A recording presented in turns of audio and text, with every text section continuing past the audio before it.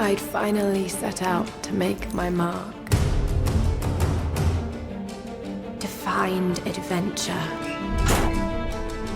Tomb Raider is the 9th pillar installment in the franchise, and we're looking at a whole new Lara Croft. So what is she like in this iteration of the game?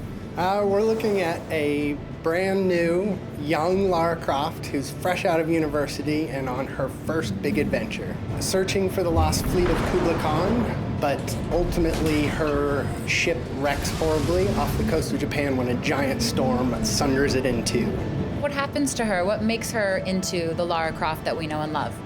Well, there are a lot of mysteries on this island. We unravel them one at a time, but one of the things that we're showing is some of the creepy inhabitants of the island that have her captive at the beginning of this story.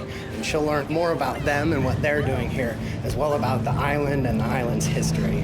What are some of the features that we can look forward to in Tomb Raider?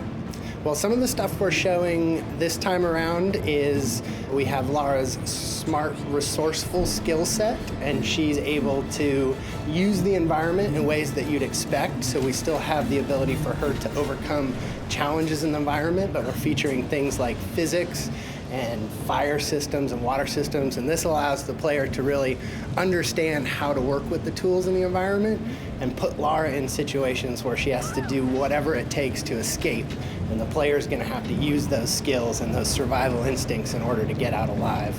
So how is the environment going to influence gameplay and gameplay mechanics?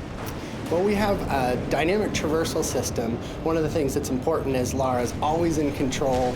You can redirect jumps as you're doing it, and this becomes even that much more important in a world that's unstable. Just like some of the challenges are driven by physics and understandable systems, even as she climbs across the world, it's going to be breaking apart, it's going to be reacting in ways that you'd expect. So we have that rich, dynamic world as part of our jumping and climbing and all the stuff that people love in a Tomb Raider game.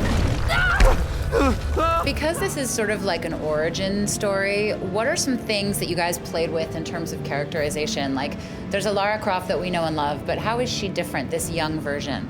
Well, one of the most important things for us is to start as someone who's very human, someone who shows fear, someone who gets hurt, someone who bleeds. And that starting point of really understanding her as a human was incredibly important to us. She's ultimately going to grow into someone who is the hero and the Tomb Raider that we know, but we start her at this very vulnerable and human place.